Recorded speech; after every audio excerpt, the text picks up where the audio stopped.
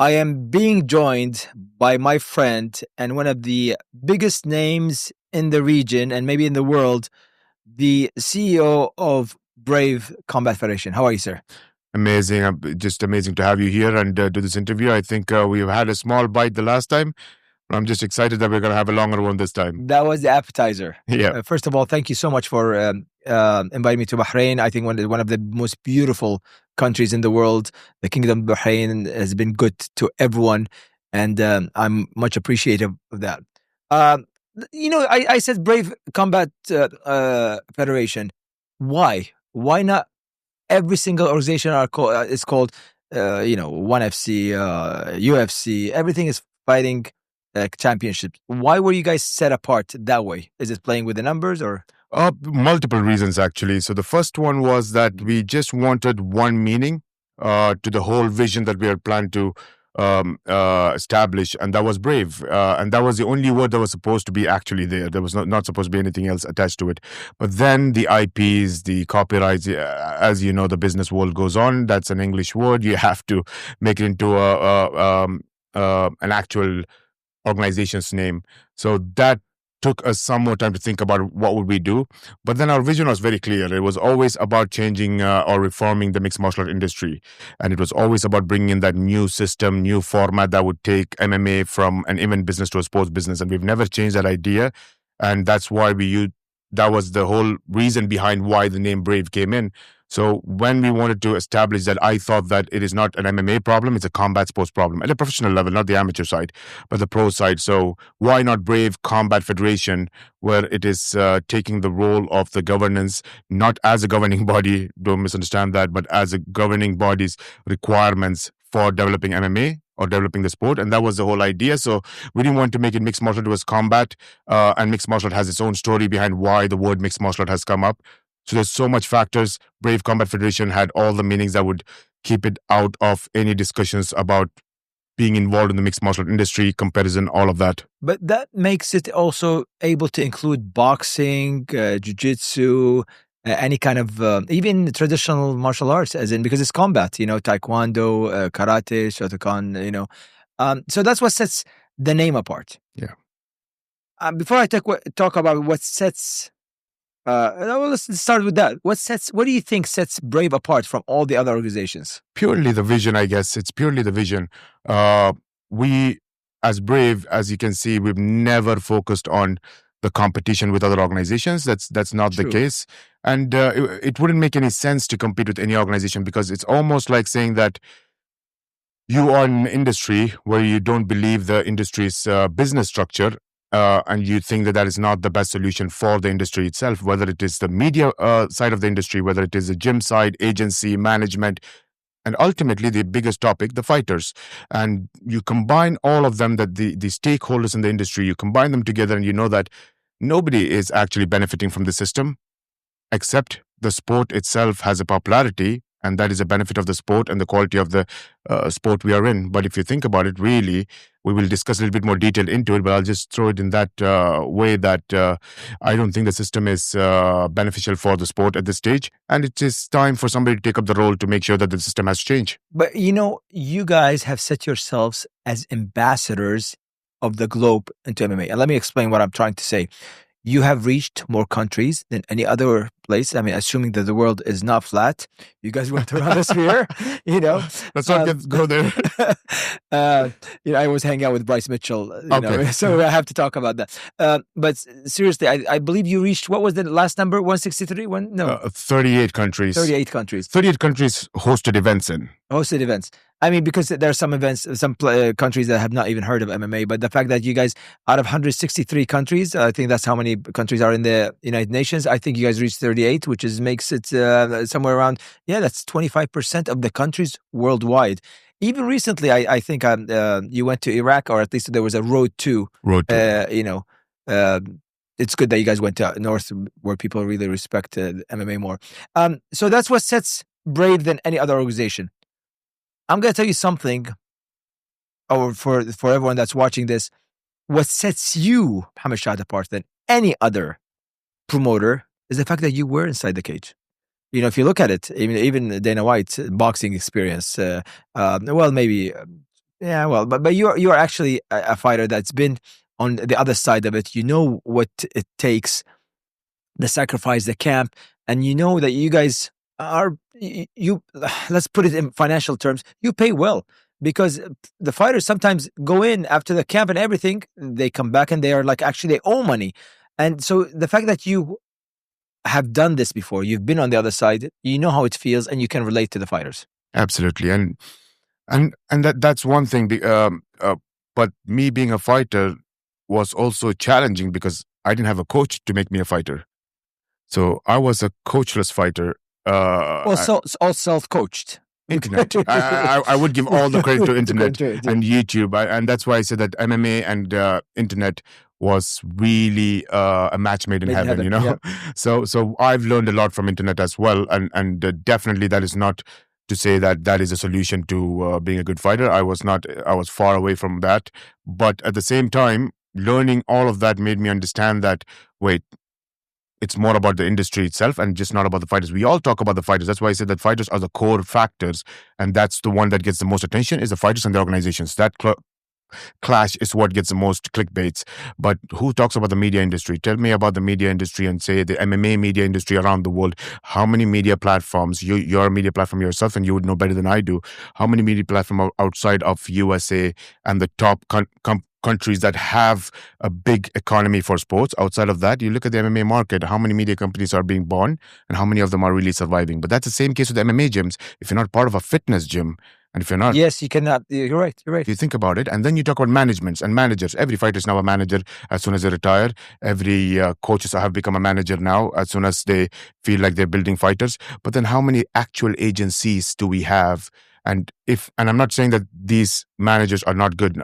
Don't get me wrong in anything that I'm saying. I'm saying that there's no platform for them to become an agency, even if they are good. And that structure is not built in within the MMA industry system. It is a deep topic that is very boring for a lot of people who are interested in fights and fighters and organization. That's why we don't talk about it. And we've operated 9 years in stealth. When people look at us and say that you've traveled to 38 countries, we say, yes, but what were we doing in 38 countries? Why did we host events in 38 countries? That's the difference we had to look at. When Slovenia didn't have mixed martial art at all in terms of athletes being generated, we started doing events in Slovenia. And now you look at 5 events down the line. Next event after Brave 101 is going to be in Slovenia, where you have a card filled with only Slovenian fighters on one side of the card, and that is the achievement that nobody will see. Yeah, but that's the way it should be done. I mean, your model should be taught. The way you guys co-branded yourselves, I think a lot of organizations should learn from this. I mean, we talk about the biggest thing is the expense of traveling and stuff, but you guys did it in a very smart way. You actually said, okay, you have an event, give us a couple of fights for us. We'll co-brand it. We get up to the numbers, and you guys will get the international media or international fans would look at you guys. So it's match made in heaven. It's a win-win-win situation, and I really think you guys that sets you apart. The fact that you traveled all over the world, the fact that you cut the cost by doing the co-branding, which is something very, very smart. Yeah, very smart. And I think that's co-branding that we do with organizations at the local level. We do that with local federations, collaboration with them, collaboration with local media, and ultimately we also do that with the government bodies, sports authorities of each countries. And it's a collaboration of everything combined together. I don't think it would have been successful if it was just Brave and the co-promoters together only. You have to bring every stakeholders, and that's what a lot of people don't see. We keep saying that we've been operating in stealth for 9 years, but Brave 100, this is that time for us to make sure that we shout out the legacy that we have built, not because what we're going to do in the future.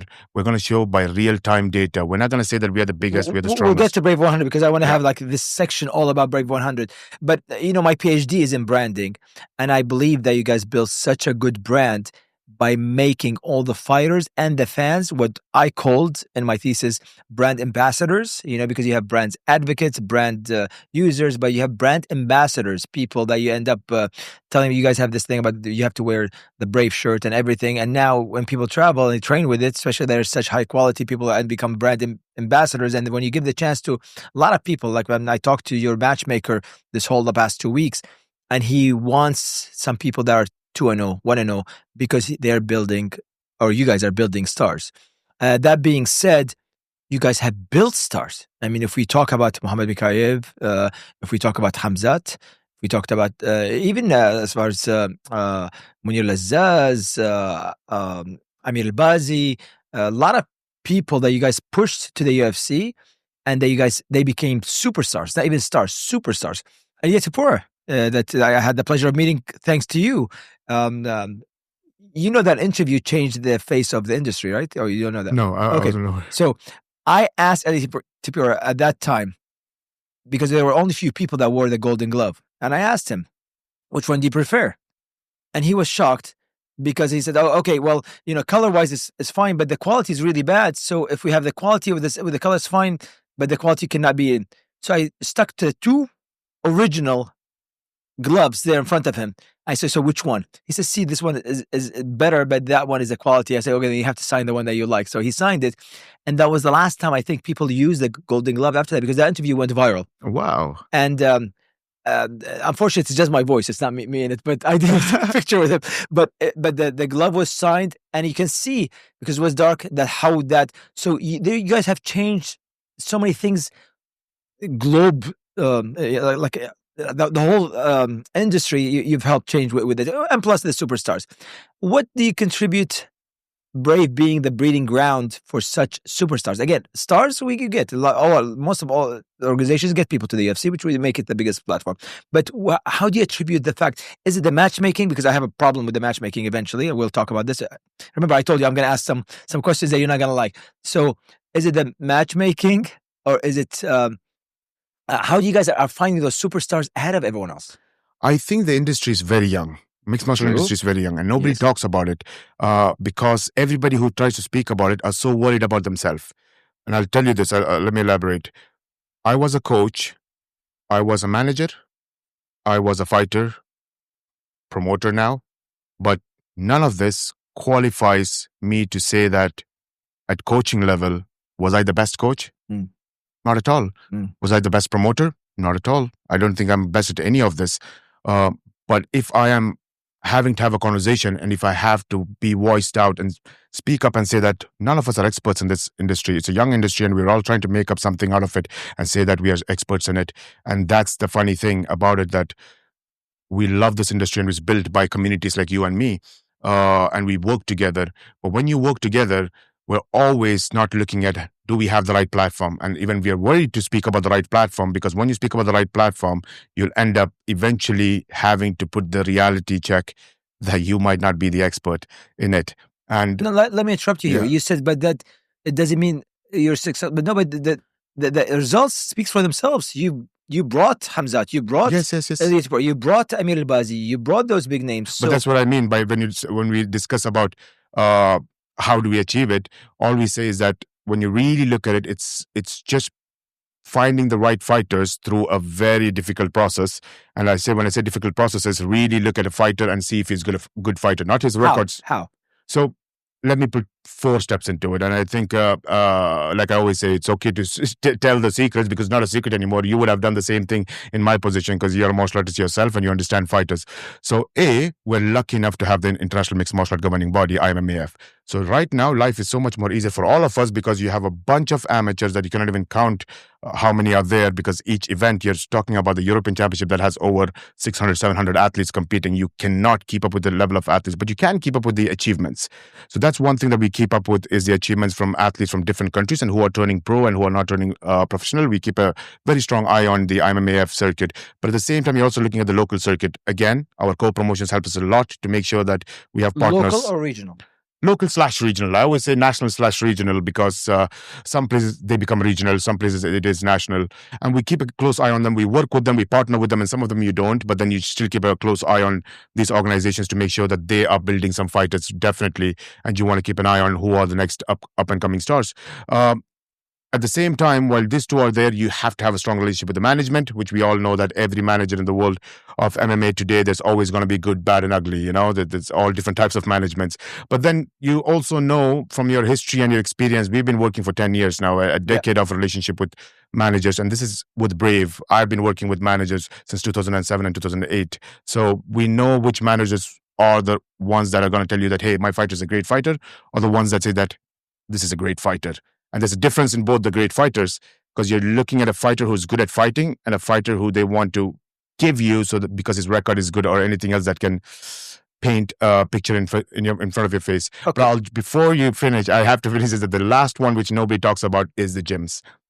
Once upon a time in our world, when we were starting to watch UFC, we loved the American top team, Blackzilians, this competition between gyms. It was fantastic. And it was the same thing in Bahrain. It was the same thing in our region. We love the gym versus gym conflicts all the time. It's so much fun from the traditional martial arts all the way Yes. to mixed martial art gyms itself.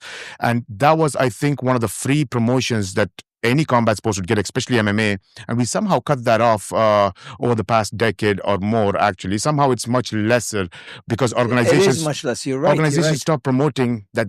Yes, we still say fighting out of this gym, but just a PR statement. We don't bring the conflict, or let's say the promotion side does not bring the gym so much. The days of Uriah Faber and Dominic Cruz, Oh when my they, God. the competition. Yes, That was fantastic. Yes. And we still love it, by the way. We just forgot about it because the system started doing whatever they want, and we forget about it. We follow the system. We're not following what's good or bad in the industry because we think that's the industry, and we follow that system. So luckily, we have a team that is a little bit crazy about mixed martial art, and always have had the right people that was always crazy about mixed martial art. And that's a team that I always like in my athlete relation department. I don't like to use, again, the word matchmaking because I think that's close to an arranged marriage is where I only heard the word matchmaking. Other than that, I don't know why matchmaking and match fixing. What's the difference? And we can quarrel about it. That's a thin line between them. So let's leave it to another discussion. But athlete relations department, they love to talk about gyms and fighters and talk to the gym owners and understand how good this fighter is. Talk to the fighter. Khamzat Chimaev was one of those fighters that I actually had a conversation with because I didn't know how else to really rate him other than listening to Majdi when he used to speak about how good he is. And then I had a chat with Majdi him. Shamas. Yes. And then when I had a chat with Khamzat Chimaev, and that's when I came to know. And I'm not saying that I do that today a lot. It's much more difficult now than it used to be at that time. But my team, I always urge the PR team, to the athlete relations department, to have the conversation with the fighter if you can, not just the manager or the coaches. And they love it. And when you talk to the fighter, when you hear him say that, which weight do you want to fight in? And he says that, give me a chance. And I'm like, no, my question was, which weight class do you want to fight at? It's like, anything you say. Yeah. And that's when you know that, okay, I like this guy and I want to see his training session. And nobody wants to do that because it's too much work. It's all about what's your bank balance and how much What's your record? tickets he can sell. And I want to make it look like a great match, but not really a great match. And that's the problem we're all facing because there's no real data behind it, really. Yeah. There's, eventually, I remember when I'm talked to some matchmakers, they say, can you send us their Instagram? And I go, he might not be good on social media. Doesn't mean he's not a good fighter. A lot of those fighters are not educated. So they don't, they go and just look at social media, but they don't know how to build themselves. And so one of my first, what I think is a hard question, maybe it's not a great question for you, but I would love to hear the answer. There's been change of the matchmaking in Brave.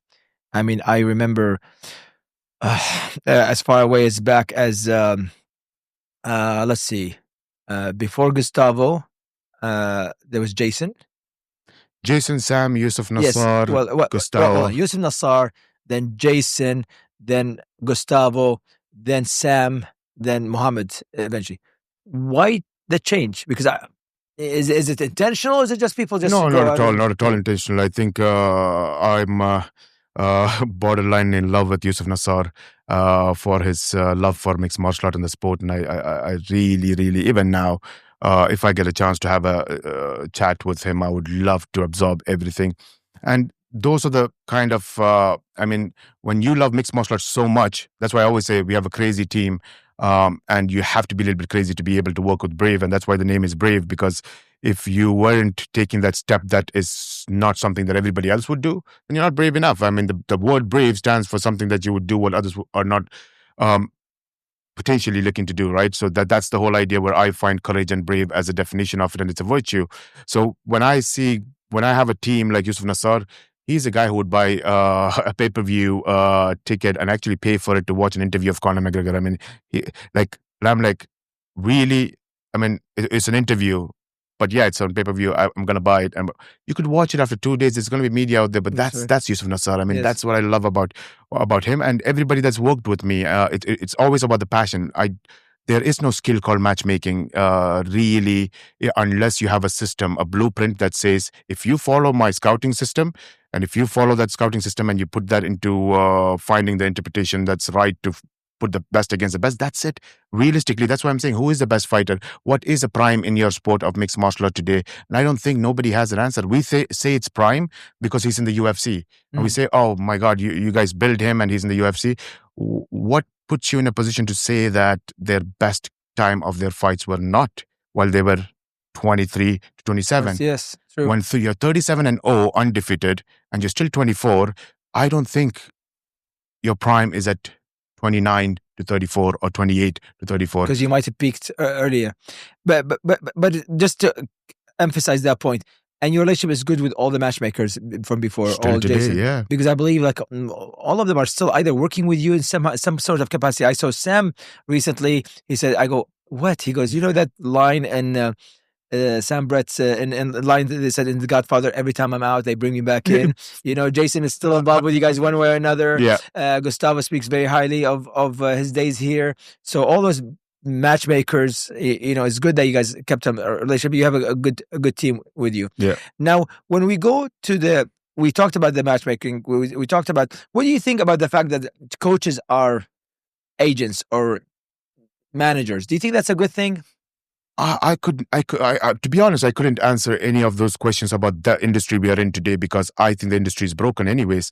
So realistically, if they are doing their job, fantastic. I mean, in the end of the day, you don't have a data to judge them. There's no system. I mean, if you are... Yeah, but time-wise, and how can you be a manager, a coach, and even their nutritionist, you know, and then, you know, I just think people should delegate, you know. Shahid doesn't do everything himself. You know, he has a matchmaker. Yeah. He has a PA to help. He has people around him to make it. That's why there's success, as long as you delegate. But when the coach becomes everything, you know, that whole system, if that piece falls, then the whole system falls. But if you have a manager, okay, look, my coach is now, don't worry about it. We have someone that will take care of you. We'll send you to a camp and it'll be fine. Yeah. Look, my manager is sick. He cannot do it. Okay, at this point, the agency themselves, they will find you a match and stuff. So, you know, that's what I mean when you start. But you don't have authentication, right? I mean, we're in combat sports world, right? So if you had a license from the Central Bank of Bahrain, for example, that's when you know that you are a financial company that I know that is regulated by the central body. So there is no licensing system in mixed martial arts. So how many managers can you say that show me your agency license to be an agent? So there's no authentication. So what do you really decide of who's a good manager and a bad manager? Or how much money did you bring for the other athletes, or what did you do for the other athletes? And you have no idea what's going on behind the scenes. I'm talking about the public of fighters and a lot of people that's coming in, what happens behind the scenes for managers to build a relationship with organizations. I've been on both sides, so I truly understand that. What does it take to be on your good side? I mean, let's say like on Brave's good side, to be a good manager close to you that can call, look, I have these couple of fighters, they're really good, I would like them to be in the next one. I think in the end of the day, I always have an issue with people who think that they are the experts in the industry, and that's where the problem starts. But why? Because there is no expertise in the industry, to be honest. Tell me about an expert in this industry, when the industry is growing fast towards the sports industry. So mixed martial arts is in the sports industry. We both agree that, right? Yes. I don't think. Yes, sports entertainment, of course, and professional side, everything is of sports does attach to entertainment. So that we're clear with, but we're far away from the actual sports business structure that it should be in. So when people say they're experts, all I say is you're growing with the sport. We haven't reached there. The moment you have a proper governance, regulation, everything else that's in the FIFA system, I'm not saying that means that it would not be corrupt or there won't be problems inside. Every organization, they could always be good and bad, but then it is a system and a governance and a structure that is built for a sport that brings the whole sport under one umbrella, that gives opportunity for athletes from a gym with a dream all the way to become a glorious athlete like a Messi or a Cristiano Ronaldo. And that opportunity lies with talent being the only variable. Of course, there's going to be a lot of challenges in between for sure. But when in our industry, when somebody says, you know what, as a manager, my athlete wants so-and-so, organization should give them so-and-so. And my question is only that if you're an expert, when you have a conversation with an organization, be honest with the organization. And this is where the only thing is, I'm not saying that you have to be on the good side of Brave or myself. I am always fighting against it, that there should be no promoter who should have the decision to decide if I like the fighter or not. And that is the problem in the industry as a foundation. When we say our vision statement for Brave Combat Federation is to change or reform the mixed martial art industry from an event business to a sports business, giving opportunity to talent from around the world, regardless of race, nationality, color, sex, or even marketability. What does that mean? I don't have to figure out how good you look. I don't have to worry about how good you speak English. I don't have to worry about how marketable you are in terms of a press conference. None of that matters. If your talent is there, that's all that matters. I'm not saying that's where we are. The industry requires all of this at this stage. But if you have only talent, you can't be a superstar in our sports. And I can argue that with anybody. But also, one of the questions that you might not like, Brave requires a lot of medical tests that sometimes some of the fighters that I know cannot afford it. And they say, well, then I cannot fight. I go, well, think they will pay you and stuff. He goes, yes, but it will, I don't have what it takes me to get there. And so if I'm poor and I'm a great fighter, it ends up being hard for me to reach there. I mean, when you know that some of the tests that Brave ask, absolutely, more than the other organizations, that ends up being very hard for the fighter, as talented as he might be, you know, that cannot get to such a platform. You've been an official yourself as well, sir. right? Yes, yes. So if someone says that he's cut weight and he's in danger and he's saying that give me 15 more minutes, I can cut more weight, and he cannot even stand by himself, you can let him cut the weight for 15 more minutes. Legally, you're allowed to, because 15 more minutes is there. You are the doctor or you are the official, and you have to make your decision as well. He could be dead in that cage. Yeah. Your decision. You make that call. Whatever the call is, I would hate you as a promoter for making that call, because that was my main event. The fighter might hate you for it because he thought that you took that opportunity away from him. Maybe it could be right. Maybe he wouldn't have died. Maybe he would have fought fantastically. Maybe he would have become a superstar in that fight. Who knows? That's a judgment you have to make. And it's not a tough judgment, because you're like, if he becomes great, fantastic. That's the opportunity he lost. I would rather lose that opportunity than something opposite happening and he's dead. I cannot live with myself for that. So when you're looking at regulation, and let me put it very clearly, yes, I would look at the safety of the athletes, one. Now let's keep the safety aside. You pinpointed the exact thing, that the medical tests is so much that the fighters who wants to compete cannot, because they don't have the money to do it. Blame the system. We need you, myself, and everybody in the industry to stand together and fight the format of mixed martial art. And when I say fight, don't think of it in a bad way. What I mean is a reform. Let's work together. This industry was grown and reached where it is because of you and me, because of people like us. The mainstream media didn't support us previously. MMA was not supported by the mainstream media. UFC was not supported by the mainstream media. We know the story of UFC, the fantastic history of where they've reached here. Today, they're enjoying the fruits of their labor, the hard work of everybody from Campbell to Dana White to the Zuffa, Fertitta brothers. Everybody had a part to play of story of sacrifice, story of hard work, story of growth. They all had a story to play. But I'm so glad to see them so successful today, and what they have done for the sport of mixed martial art, undeniable. And we're all enjoying, and from a fun perspective, enjoying the fights, all the way to enjoying the industry as well. But when you say that there's problem in the industry, it's time for someone to take up that flag or it's like a relay race. Take it from where UFC have left off and carry forward from there. How? That's a 3-hour conversation, but I'll just try to put it in a very simple way. Governance needs to happen. There is no sport in the world. Governance. Every sports require governance. Governing body, you mean? Yes, a governing body is a very important thing. And that is something that will allow the sports to grow. Every answer for growth and talent, everything stands inside that. So something like what the boxing have. Because boxing they protect the boxers. That's why the boxers can negotiate more of their contracts. Boxers have a say in what they can if they want to make they market their own selves. They get their own. But I'm sure that boxing would want to do it better. But it's almost like, I mean, for the amount of years the boxing has been there, is so hard to make that change, and the people would not let it make that change unless something special comes in. And now you see what Saudi Arabia and Turki Al-Sheikh is doing. Yes. That's brave for me. Yes. That's the brave initiative. And that's what we are doing as brave in MMA. And that's why we use the word brave, because governance is one part of it. And then it's actually about the format of the shows itself. The business we are in is in an event business. So I always laugh about it, that if it's Khabib and Conor McGregor fighting, Shakira, Beyonce fighting, it's no difference. And we are seeing that live when we see Mike Tyson fighting against the Paul brothers. I don't know, with Jake Logan Paul. And I love the YouTubers, right? I'm one of those guys who's try to learn. I don't mind them, honestly. I did commentary on Social Knockout. Some parts were not so great, but the majority is they end up working out. It's entertainment because the system allows you. Sure. Why not? So if you have Usain Bolt who wanted to play for Real Madrid once upon a time, I could be completely wrong about it, but he wanted to play in Real Madrid once upon a time. Who was it? Usain Bolt. Oh, really? Yeah. Just maybe a PR, as a goalkeeper. Maybe a PR story, but he was fast, so I think he wanted to be a striker. But anyways, there was also a group of not educated football fans, Real Madrid fans, because I'm a Real Madrid fan as well. So we had a group of fans who used to talk about it, and they're like, congratulations, 2-1. Yes. Oh, thank you very much. Okay. Yeah, it was a tough one. I couldn't watch it because I was busy with the work, but yeah, that was amazing.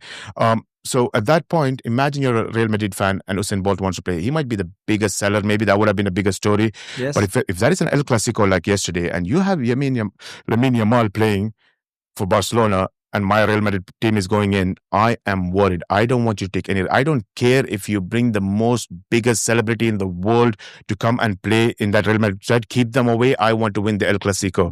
But the coach did replace the players towards the end, and there was 9 minutes extra time, so it could have gone the wrong way. But there's more Vinicius, put Rodrigo. I think Rodrigo at that time tracks back better. Gonzalo tracks back better than Mbappe. I can go on with that.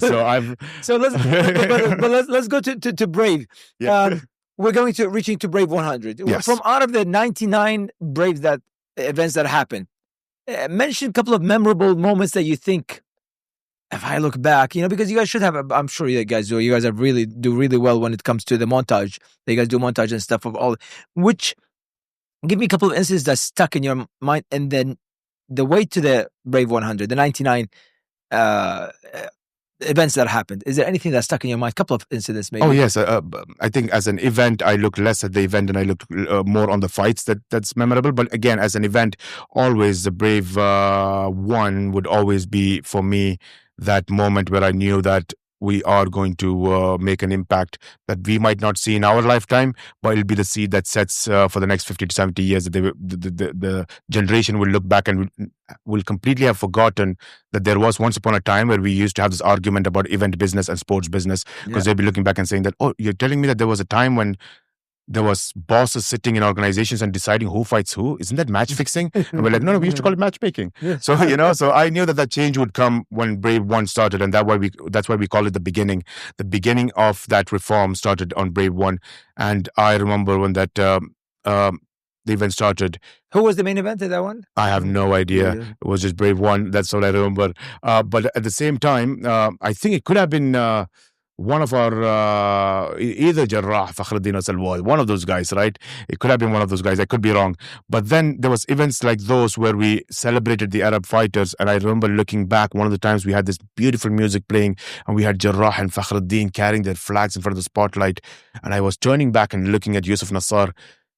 And we were far, and you can imagine the event, there's lights, darkness, so you don't really see each other. Yeah. But I looked at him and somehow I felt like he has tears in his eyes as much as I have tears in my eyes. Yeah. I was just to see that acknowledging these Arab fighters to what they are. This was all that mattered. And I want to do that in every different country. And that was a vision of His Highness, that how can we do what we did for Khabib, Islam, Frankie Edgar, and those boys that was with us in KHK team. The only time when Dagestan team of Khabib and SBG team were together was at KHK MMA team. This was before Brave. And that's where we realized that if we could do this for 20 athletes, how can we do that for 200,000 athletes that's out there? And that's what Brave was born to become that engine, become that face for the reform of the industry itself. And it doesn't happen overnight. So that's why we said that we don't want to raise funds. We don't want to do anything at this point, because if we are raising funds, we are one of those bankers who wants to raise funds and then try to change the model while using somebody else's money. And they'll be looking at it and saying that you made me spend that money because you had a fantastic business model, but now you're changing it year by year.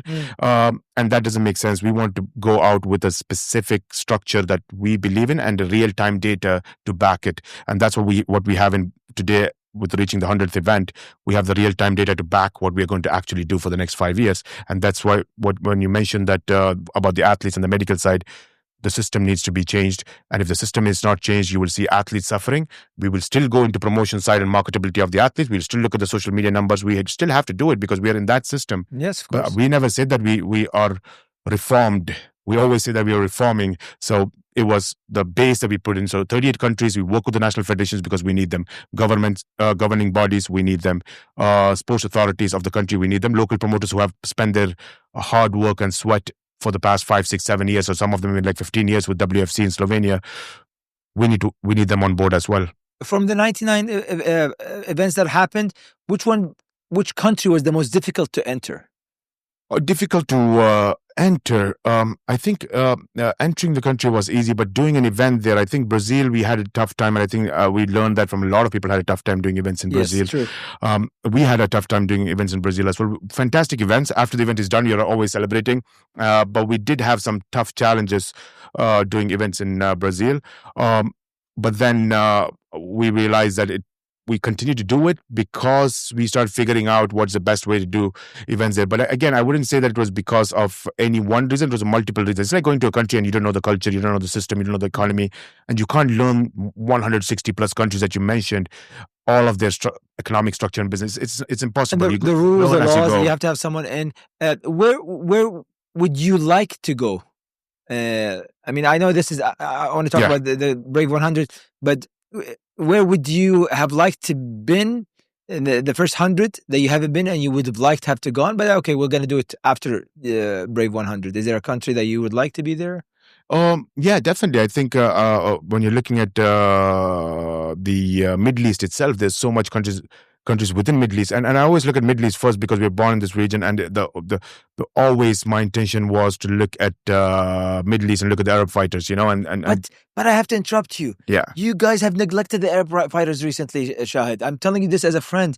You guys used to have Brave Arabia, and then it disappeared.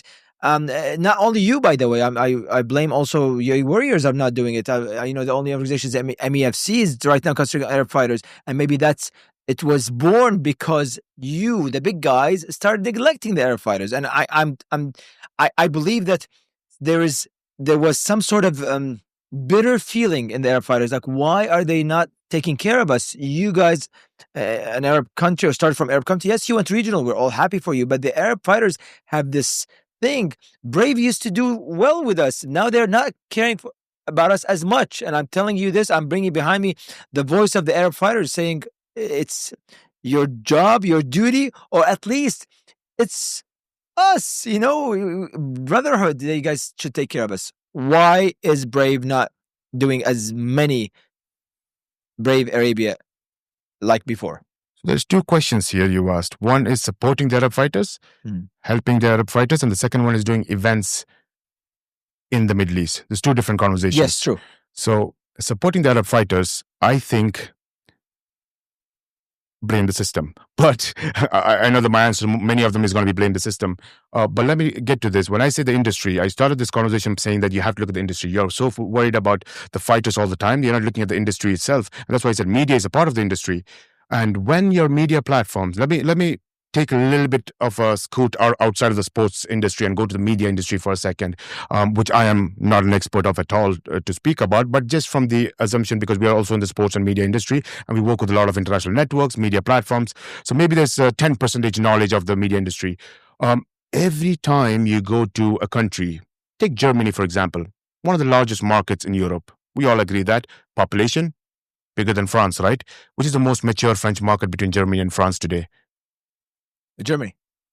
Isn't that what you say? MMA market. MMA market. Well, France just allowed it a couple of years ago. So right now they have Cyril Gane just fought for Francis Ngannou is considered as a market, not as a fighter, just as a market. French market is more mature. We both know that, and we've seen events and everybody rushing towards France to benefit from the ticket sales. Every year somebody's doing and it's fantastic market, by the way, and I love. And the French media is one of the most. I was having this conversation with Farah Hanoun from MMA Junkie, and she was saying that agreeing that the French media and MMA are superb. They know even the fighters are 0-0, 0-1, 0-1. Yes, they're very, very... and even though the numbers might not be big, they're really hardcore community fans, and that's what I love about France. But it's a mature market for businesses to go in as promoters to go there and enjoy a gym. It'll sell well. As a management, you're doing great. As promotions, we are all selling tickets out. So it's fantastic. But the population in Germany is so much more bigger. But let's come to the core point. The core point of why Germany is where it is and not as mature as France, when that's not a bigger MMA economy, is because you don't have a star. And They that don't have it? German star. Okay. And don't get me wrong, this is a conversation that happens in any media industry. You go to India, you go to Middle East, everywhere, everybody struggles for getting that star. And when we discuss about investment businesses, they all say that you have to create a star from your local crowd, That right? is so true. Now, let me tell you something.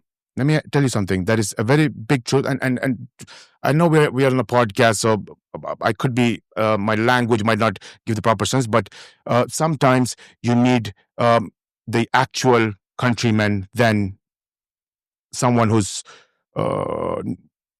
let's cut that out. But anyways, you need to have a local star, right? And that local star has to be a local star. It cannot be me going to Germany and fighting for Germany, might not help that cause. And there's a lot of German athletes representing Germany, but not doing that, or actual Germans, or what they feel connected to, let's put it that way. So that's missing. This is a basic media requirement. You want to develop a sport in a country. You want to go to India, the biggest market for sports today when it comes to investment. Keep USA away, but I'm just talking about the second largest league in the world after NFL is IPL. So when you go to that territory and you ask them, I want to bring in a new sport, the first thing they say, bring me a talent from the country. Yeah. But now my question is, your region, as India, you're looking for talent. Our region, did you have a problem with talent? We didn't have a problem with talent. We had Salwadi, we had Fakhruddin, we had Jarrah Selawi. You're talking about talent back to back. You know what happened to them? You were more busy loving the talent that's not from your region by media. You were loving someone who goes to UFC, PFL, or anywhere else. You looked at that as the achievement of these fighters, not becoming a 3-division champion, 3-title champion, 2 in Brave, going and fighting Azamat, who just beat Rakic in UFC, fought him on a weight class 3 times different on the same night after fighting one fight, comes back. That's the heart of a lion with cannons in hands. That's Muhammad Fakhruddin. Bring me another person, name me another person with that achievement. They call it a last dance. Fakhruddin, this is not a last dance. This is the only dance. Only dance you will see someone achieve what he has achieved. Impossible. You don't respect it. Nobody in the media side has respected it more than they have respected a UFC fighter winning. I love UFC and I'm a part of the growth of MMA, and without UFC, we wouldn't be where we are. And it has nothing to do with the UFC. What I'm talking about is the industry itself. So why don't you take the blame for the media platforms that is so in love with external parties than your own people? Now, let me go a little bit further. When you're looking at Desert Force at the time, we have in Brave 100 a fighter called Hamza Kohiji fighting. Yes. I know his career because unfortunately, he ended up coming to my gym and wanting to learn MMA. And I'm not the greatest coach, and I'm happy that he met His Highness and we could get the best coaches. But then all I had was a dream and a hope, tell him that we will do it. We will become a fighter. We can become a professional fighter one day. But his first visit or feeling what a cage is was his first pro fight. Before that, he never saw a cage in his life, right? So he went and saw the cage for the first time in his first pro fight. He had to learn from that.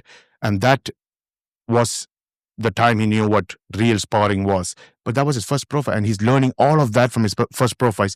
His second pro fight was Desert Force in Bahrain under the patronage of His Highness Sheikh Nasser and Sheikh Khalid. When that event happened, he was fighting in the co-main event only because Salwadi was fighting for the title in the main event. That's why there was a title fight. You couldn't be the main event, so it was a co-main event. And he's like, this is my second fight. I just saw the cage in my last fight. I don't know what it is. And we had 2 other Bahrainis fighting in the card. They just had these guys fighting from some organizations, some athletes who were competing in other sports, but they had to compete, and they both got knocked out. And Hamza is like, why is this unnecessary pressure coming on me? But he didn't speak to me about it. I was thinking as a coach that this might add to the pressure. But then he competed in that fight, and even if you ask Hamza today, he would say that I have no memory of anything of that fight because his brain was not there because so many things happening.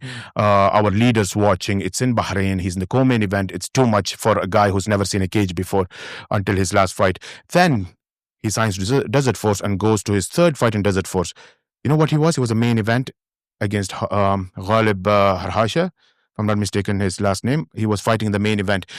I don't know if we can pull out the undercard, but if you pull out the undercard for Hamza's third fight as a main event, undercard you will see Salwadi, Fakhruddin, Jarrah Selawi, Dalal Daja, Amir Labazi. All the legends. All the legends. But let me tell you the nuances that you missed out and every media is not talking about because they don't dig deep into what's happening with our Arab fighters and what they've achieved for us as a region because we don't celebrate it so much. What he's done that day was to show that MMA organizations can bring countries together. And when Hamza fought in the main event, you had His Highness in represent and everybody from Bahrain there. We had people flying to watch Hamza fight at that time. It was his third fight, and it was madness at that time when Hamza was fighting. To a point, his fourth fight, he had to fight at 74 kg against Azzuddin Darbani. And this was a change that happened 24 hours before.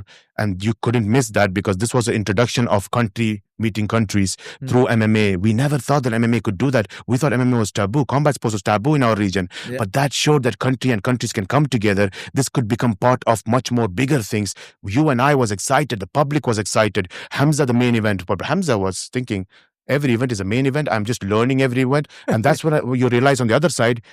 Thank God for IMMAF that you can have a fighter today who goes to professional fighting 0-0, but has 29 fights behind him. That's the power of IMMAF. You didn't have to be a Hamza Kohiji anymore, thanks to this governing body, which also a lot of people don't give credit to officials like yourself, so people who have been working hard to promote it on one side. All of this is part of that bigger puzzle. That's his fourth fight, 74 kg, gets knocked out in that fight, loses that fight, and that's when he learns it. He comes to Brave 1, competes. Which he was not even the main card. Wow. From the main event to not even the main card. Think deeper into the federations, the structure of MMA. I'll talk about the industry all day and you will see the nuances that nobody else is watching. He fights in Brave 1 in Bahrain. Bahraini organization founded. Nobody knows we're going to go to 38 countries. None of that, right? It's a Bahraini organization at that time. Not even the main card. The biggest fighter of Bahrain, not in the main card. Our boys, others were in the main card. You know when he was in the main card? 2022, when he was fighting for the title against Brad Katano, was his first main event fight in Brave. Which Brave do you remember? 56, I guess. I could be wrong. You had fact check me. But see that he was in first one, he was in 50, and now he's the main event for Brave 100. Brave 100. What? How did you guys select the fighters for Brave 100? Was there a history behind it? Was there? I understand Hamza. I understand Fakhruddin. No, all the three title fights have a meaning behind it. Okay. Brave 100 is about speaking out loud about what the problem with the industry is, and we have to speak deep into it. So when you go deep into the industry, we want to acknowledge what people think is not supposed to be acknowledged or not worthy of acknowledgement. When I look at Fakhruddin, this is a story to be told. When you're talking about an athlete from Middle East, as an Arab fighter, what he's achieved for the Arab world, let's keep that aside. Yeah. We always talk about that as that's a great thing. We're talking about what he has achieved in the worldwide MMA industry. He's the only fighter, along with two fighters in the history of mixed martial that's going to be able to achieve a 3-division title. And that's the position Fakhruddin is going to be in if he wins this fight. But it is also to show that if the rest of the world that we rely on and we love and we are happy that they're coming to our region and putting on the greatest shows in the world, if they don't put your fighters on the card in your region, then it's business. And I love business, and that's good for me. We can talk business separately, but when you want to talk athletes, when you talk respect, when you want to talk acknowledgement and support, who has done that? And then we think, Desert Force, fantastic. If they haven't been what they are, if they haven't put that shows on, we wouldn't have seen this today. If UAE Warriors, Abu Dhabi Warriors, if they haven't done what they've been doing for the Arab fighters, we wouldn't have been where we are today. If Brave hasn't been doing, we wouldn't be where we are today. But now, let me ask you a question. You want international organization because you want our fighters to go at the global level, at the top level, right? What if they come to your region and say that we're going to localize you? You'll be like, we've been localized since 2006, my friends. You want to localize me now? I want to be globalized. That was our next step, right? Your next phase is to globalize your athletes. Yes. Is that what you want to see from our fighters? But you still support people who are localizing because you think doing events in the country is equal to supporting our fighters. It is two different conversations we are having. If you want to globalize your fighters, which organization in the Middle East is going to actually globalize your fighters or taking your fighters internationally and competing in the world? Tell me about it. And who gave the opportunity for a fighter to be retired and come back and put on a fight of the year performance and then go and fight a young, hungry, faster, stronger athlete in Slovenia to fight for the title, knocks him out, Fakhruddin, comes back here, and we see him KHK fight Azamat, fighting against Rakic in UFC. You were all supporting that, celebrating Azamat, but nobody thought to say one word about what Fakhruddin has done, how crazy it is to be fighting in an open weight division, which you and me understands the old school days, and how much we love it. I know the regulations you have official. I'm not going to go deep into that. But we love it. It's not right, but we loved it because we are a little bit fighters, right? So, but he did that in our time in the modern era, he went and fought for the KHK title against Azamat as a second fight on the same night, yes, which he was a heavyweight fighter, and Fakhruddin was what? Middleweight. And he didn't care. That's Fakhruddin's heart. Why? But that's why Fakhruddin. I mean, when you talk about who's and the my GOAT, question is, are you not entertained? Bring me a more entertaining fighter than a guy who does that. Bring me a name. Put a name on the table who would do that. And that would be maybe Gamza Chimaev, the one who was fighting in Brave. For sure, he would have done that because that's what my conversation with him is. And now I only see Fakhruddin, the most entertaining MMA fighter. Would you say he's the most entertaining MMA fighter after Conor McGregor? Nobody I've seen in the Arab MMA media call him the most entertaining MMA fighter. Articulate, funny, good looking.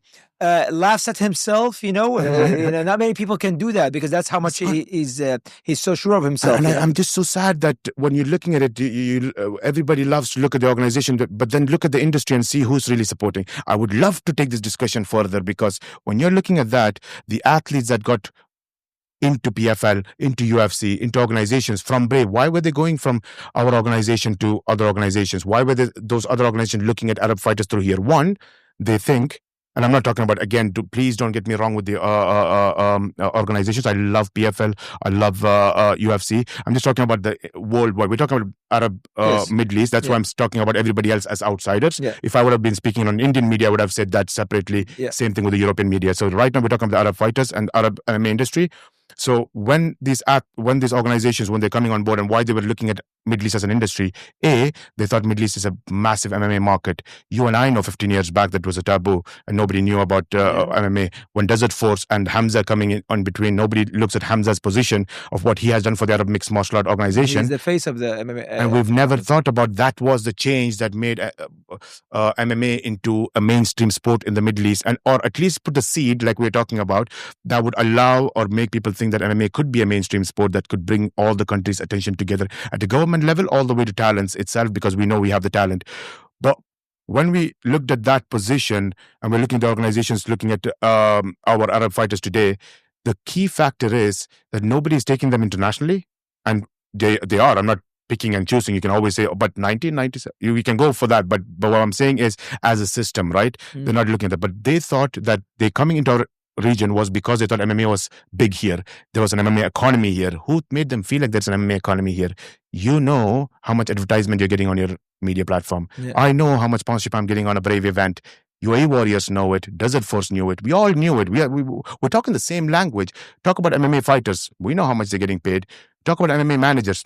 We know what's happening. Look at all of that. Which are the agents that our fighters are going towards? Foreign agents, right? Because foreign opportunity. You look at foreign, forget the management, media. What are we focusing on? Foreign organizations. Why? Because that's going to get us more clickbaits, more interest from the MMA business, because that is supposed to be the most biggest thing. While you can always be a marca when you have Real Madrid with you. You can always become a marca and not rely on ESPN or anybody else when you have your own pillar. When somebody was trying to create that pillar for you, how much did you back or identify that pillar? I'm not the journalist. Media is a journalist. Yeah, they should have done their journalism. But I mean, Arabs MMA, Arabic MMA, MMA 101, Bil Arabi, MMA All Out. People are trying, but because there's not much that comes from this region, so you have to go into UFC happening every single weekend. No, absolutely. But I'm saying that we have to build the market, right? Yes. We build our own market. So I'm saying that, and don't get me wrong, I think you must have thought that I'm bashing the media. Not at all. Arabic MMA, MMA 101, all of you, the guys that's been supporting us, we wouldn't be where we are. We are an industry together. Yeah. But what we don't know, what we are not together on is vision. What we are not together on is the goal or understanding the industry. That we're not on. And I don't mean the media and organizations, even the fighters, even the managements, even the gym. We're not all together really in the vision, because we all are looking at it very differently. And that's fine. I agree. And we all have to look at it. Everybody has their opinion. But this is why you and me sitting here and talking today matters. It matters to me. I don't care if it's one person who watches this or 1 million watches this. I want whoever gets to see this, understand that or think different. It might not be the most interesting conversation because it's not about a fighter, not about knockout, not about trash talk, not about two conflicts. There's no clickbait here maybe. But this is a serious topic that you and I are talking about and nobody else is talking about, but they should be talking about the industry. investigate the industry, think about why a Brave vision should be there. And I don't mean Brave Combat Federation, a Brave vision. Believe me, that's literally the reason why we have the name Brave, for no other reason. So let's get some clickbait. Brave has been accused when a fighter leaves not on their terms, he leaves on his terms. Every time he starts repeating the knockout or the loss that he had in Brave versus, he's one of your kids that went maybe rogue or decided to leave. But Brave, it's been said in the MMA industry that Brave always shows clips of them getting knocked out, getting hit, that kind of thing. Is this true or is this just a coincidence? I would like to know an example. Munir Lazaz, when he left Amir Al-Bazi, I think maybe it happened to him as well. You guys don't mention him as much with the same breath as the other people, even though both of them went to the UFC after fighting here. Is this just a perception, maybe a wrong perception? Brave media. Amir Al-Bazi, I don't know. I haven't heard till today that we had any bad separation.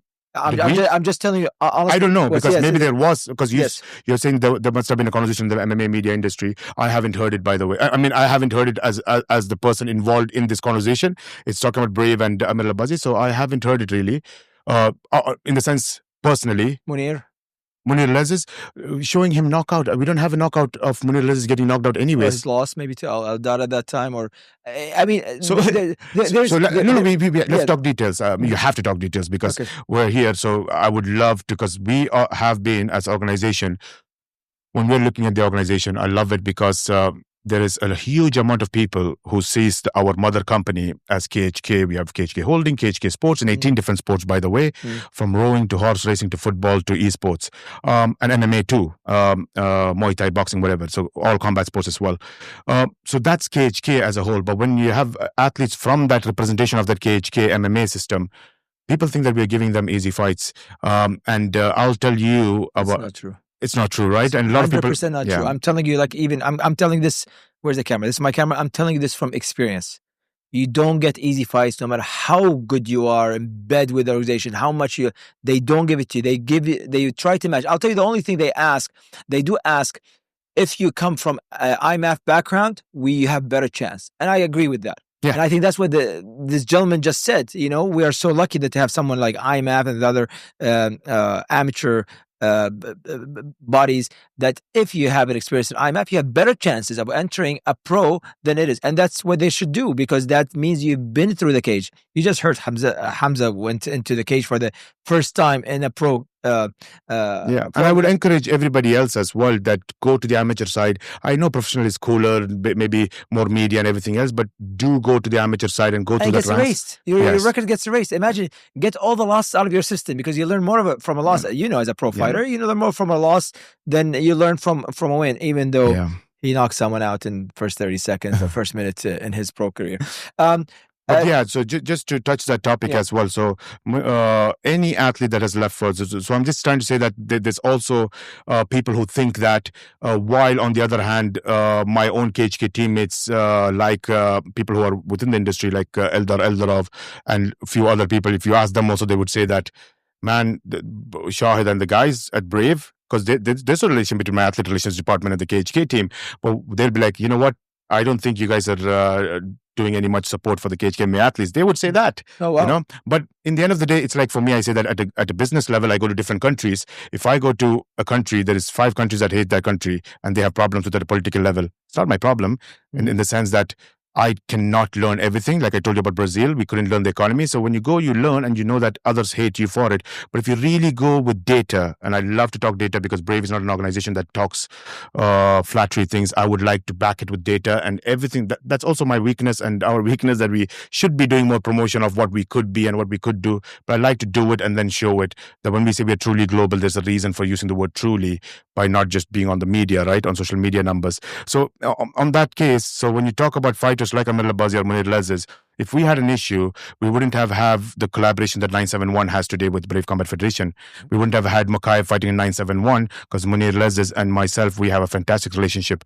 But you guys were enemies by the MMA industry standards or what they were talking about, right? It's not the case. There's never been that case with Brave. And I'm not saying that we've always had great ending with fighters. It's always been good and bad, but never, just like our people who have been matchmakers, as you mentioned, in our athlete relations department, when they leave us, they're still working with us at some capacity. The relationship comes first, business comes second. Business will stay, go, all of that relationship lasts forever. And everybody that we worked with in the business side of MMA, we've always been having that relationship with every single athlete. We have no issues with it. But when you have to go and do the digging to understand that if you have posted something, why have they posted? So I know, and I agree with you that when I used to fight, so there was a time when, again, we're on the podcast, but let me tell you this, that I could have been doing a wrong thing, maybe not, but we had a fighter called Ikram Aliskerov win in UFC yesterday. I think it was yesterday, right? The event or day yesterday. 3 days ago, on Saturday. 3 days ago. So won in that fight and fantastic talent. Yeah. There was an amazing knockout in Brave when Khamzat Chimaev knocked with an uppercut of Ikram Aliskerov while Ikram was getting him on the cage and going for the takedown. It was a real fight that we were like, wow, let's see what's going to happen now. And then suddenly the fight ends with a knockout. And that was a fantastic knockout, by the way.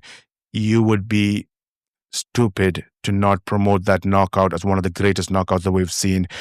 Everything attached to it. Who they were fighting with. Saying, because we're looking at the person that's getting knocked out, but the intention of Brave is actually showing the other side of the... And you know who was angry about it, who was upset about it? Everybody in my own circle was upset about it, and rightfully so. I would have got hurt if you would have been posting my brother getting knocked out, who I was feeding and who I was training, and we grew up together with the same blood, and you're posting his knockout as if it's a fun thing and you're celebrating it, and your tagline might be something that pisses me off a little bit more, and you're showing his celebration more of and celebrating that. But you're in the IP business, you're in the content business, so you're like, I gotta do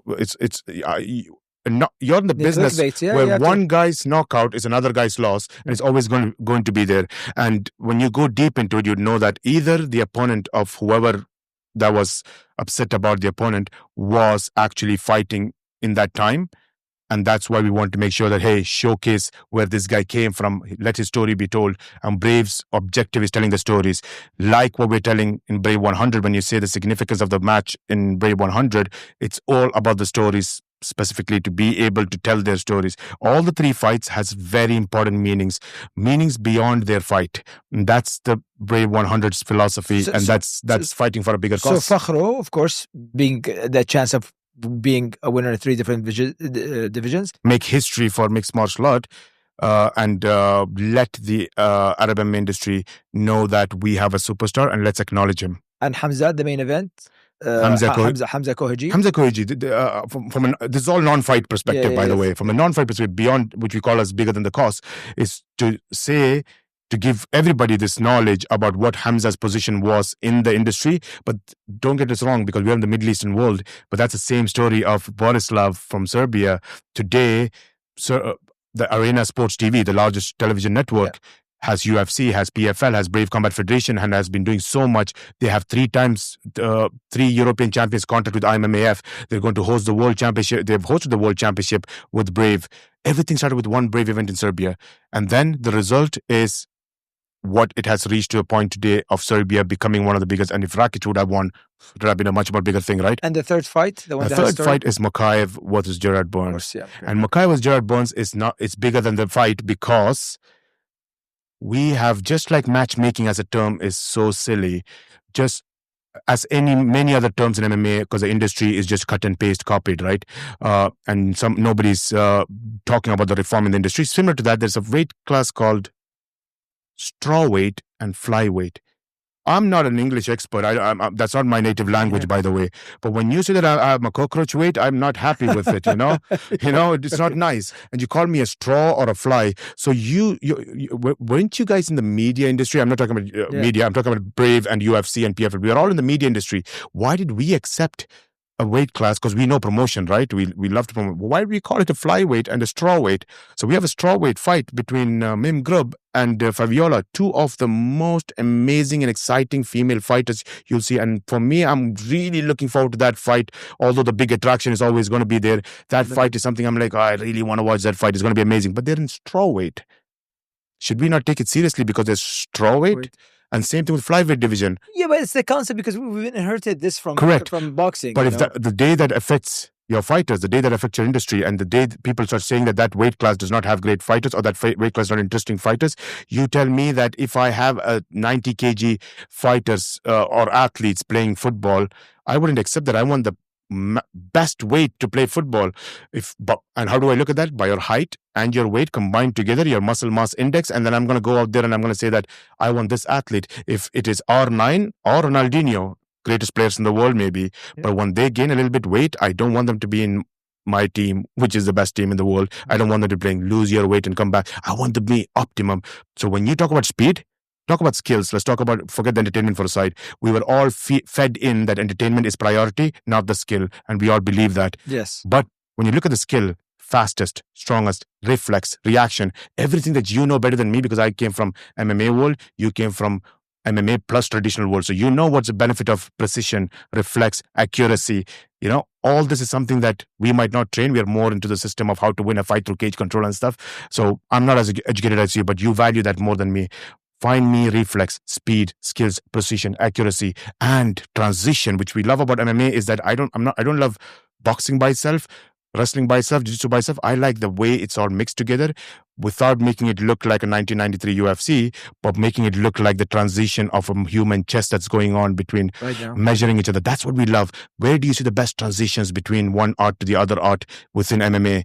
Flyweight, bantamweight, you're seeing that at its best. And we know Mighty Mouse, Demetri Johnson. And we all achieve that. But when the big boys come and say who are the kings of the organizations and who runs the industry system comes and tells you that that weight class is not important, we don't care about the weight class. Because you know why?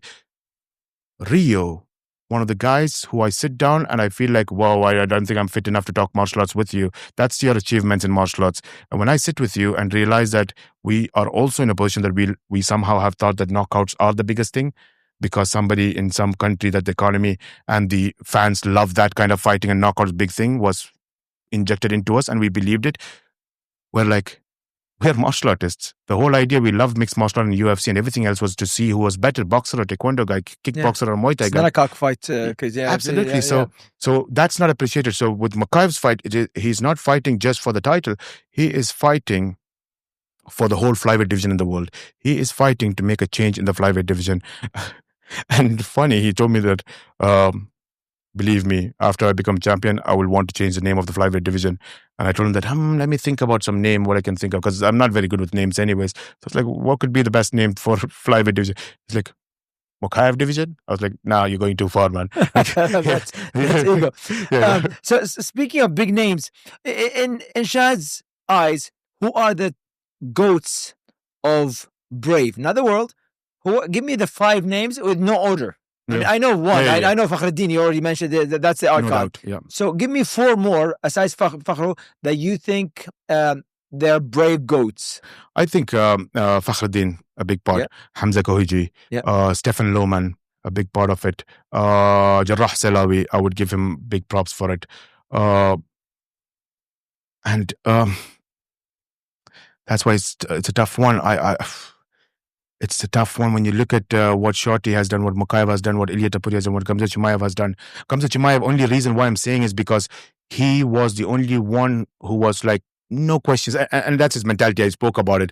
But Chechenyan immigrant from Sweden fighting in Hyderabad, India as a main event, he didn't have a problem with that. He didn't think about anything. But he wouldn't have thought about his weight class too, by the way. But so credit to that. But when he fought there, nobody understood what Brave is doing. This is the example of real-time data of why we're going around the world.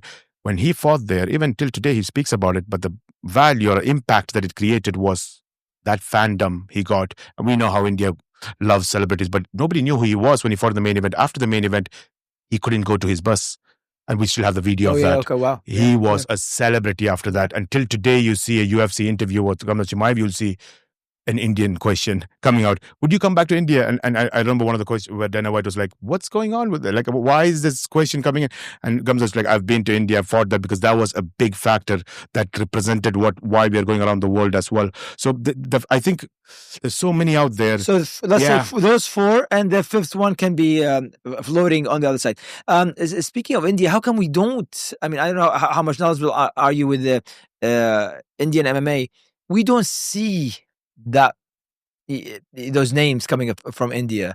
You know, I just saw them compete recently with Power Slap, and they brought such a nice panache into this thing. That means Dana is thinking about India, because this is Power Slap is his pet. You know, this is his favorite thing, his project. How come it's not so popular, or we haven't got any big names coming out of India? I think every region. I mean, if you think about it, wouldn't you be the biggest name? No, right? I mean, think about it. Seriously, worldwide, forget everything, right? Nobody else has your record. Oh, but no. But Anshul Jubli is a UFC fighter from India. Yeah, but so he lost 0-2, right? Yes, but yeah, true. And he isn't he the one that said, "I can submit"? Habib, come on, let's. I mean, come on. Yeah, but again, I think that was that was taken out of context. Maybe, I'm not sure, but I think so. But anyways, I think when we look at the fighters, I keep the fighters always aside. Every region has a problem, right? Like our region, I always felt like we had that issue that the acknowledgement of our own athletes were done as if we are showing that we love our athletes because we always post their pictures. Yeah. But really, we're not talking about them as. So there's a difference between actually covering Arab fighters and actually making the people listen to the Arab fighters' achievements and stories. It's two different things, by the way. And I think when we look at that, I think that in our industry, in our region, the only problem was talent was there. Fantastic talents are there. And I think more talents are coming up. And I don't think we have a talent issue. I think we have an understanding of the industry issue, which I think it's not our problem. Every country has it because you always grass is greener on the other side statement, right? And that's there. But I think we are in a good position as a future of mixed martial art, to be honest. Me and you should be celebrating that. When you see the international organizers coming here, we are the future of mixed martial art. We will be in par with some of the European countries and USA very quickly, if not already. And that's a lot to do with a little bit of experience in the sports economy. Our problem is the sports economy side. We are growing very quickly now, but we never knew what sports economy was. We knew what sports was. Sports entertainment and sports economy was something that we didn't understand. How does that match up, and how do we make the economy out of it? And that also has a lot to do with the backstory of our taxation economy system, that we don't have somebody's corporate tax that can be taken and given as sponsorship. So we have to look for somebody's actual profit to be taken as sponsorship, which might look like charity rather than actual benefit for advertisement, right? So these kind of challenges are there in our region, but now it's changing. But then you look at India, they have their own challenges as well. Just like what's the challenge for USA to have great footballers or soccer stars in their world. And there is something that's going missing. And I think in India that part that's missing is multiple things. You need to have a strong governance. You need to make sure that other organizations in combat sports, whether it's wrestling, judo, you look at wrestling in India, you look at boxing in India, fantastic athletes. And that's with every traditional martial art in India, you see them doing really well. Whether it's wushu, whether it's many of the martial arts, they're doing really well.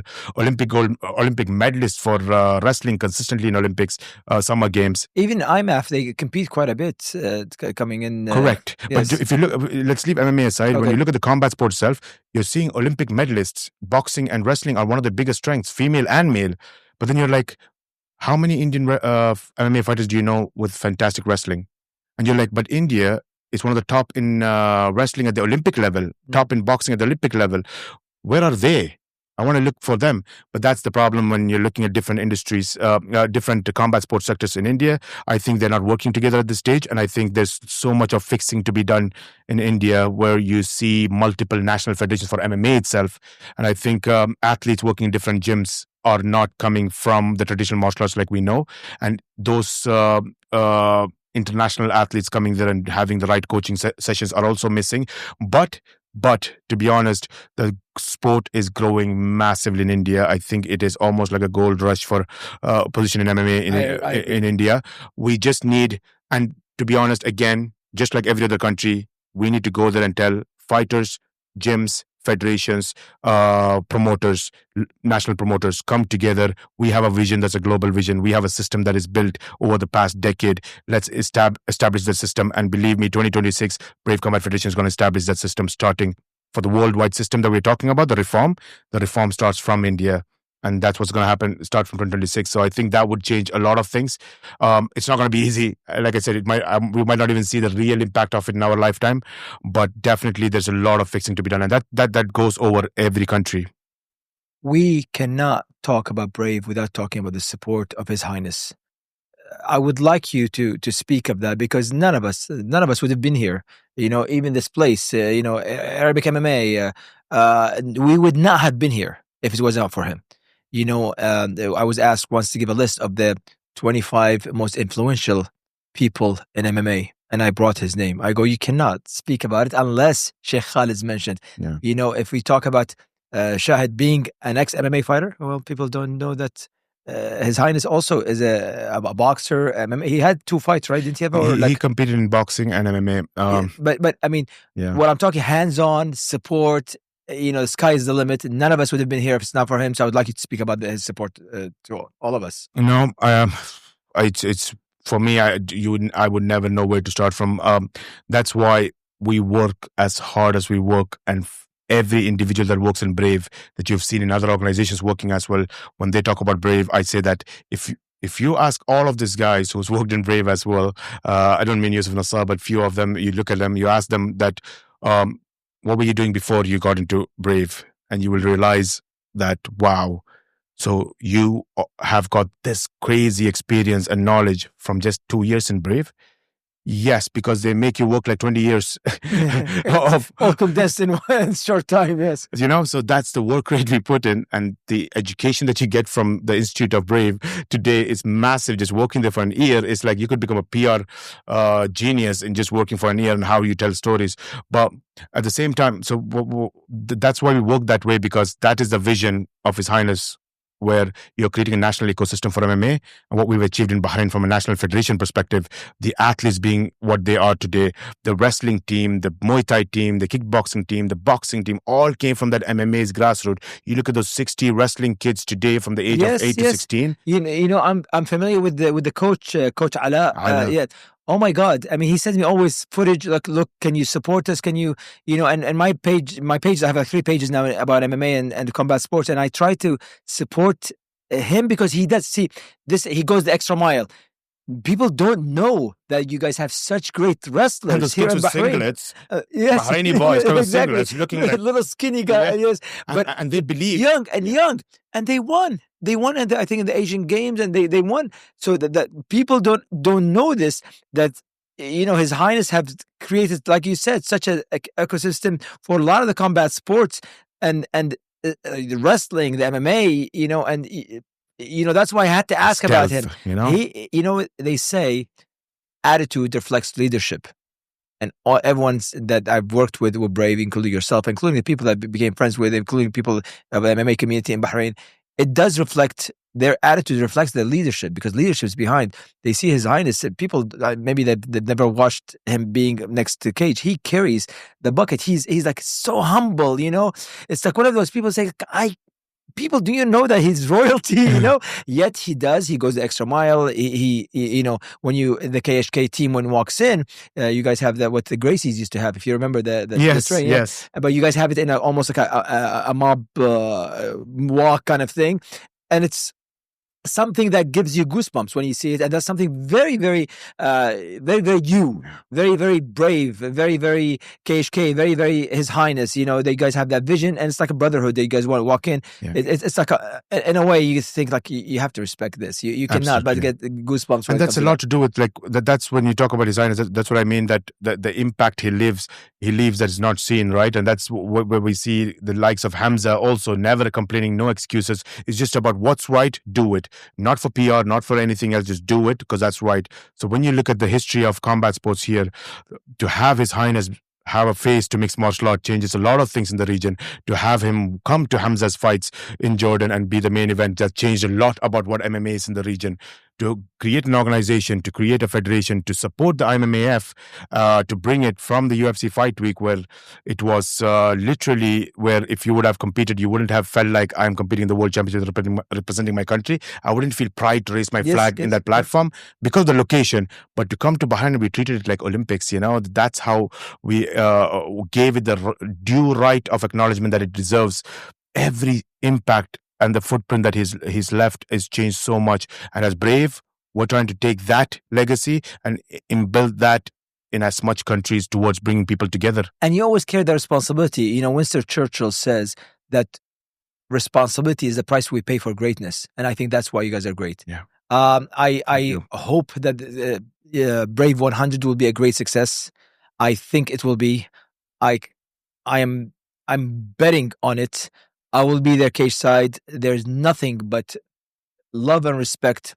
I have to bring this up from other organizations. Mr. Fahad Darwish, he said, I'll be there. That he's coming. That's UAE Warriors CEO is coming in there. A lot of the people that I know that are in the industry, like I saw Will Harris in the flight with me. He said, Rio, where are you going? I go, Bahrain. He goes, oh, okay. I'm doing the whole thing for the Mukayyib and stuff. So the whole industry is looking forward, and I swear to you, even people that maybe are not in competition with you, they're rooting for Brave 100 to be great success, which I'm sure it will.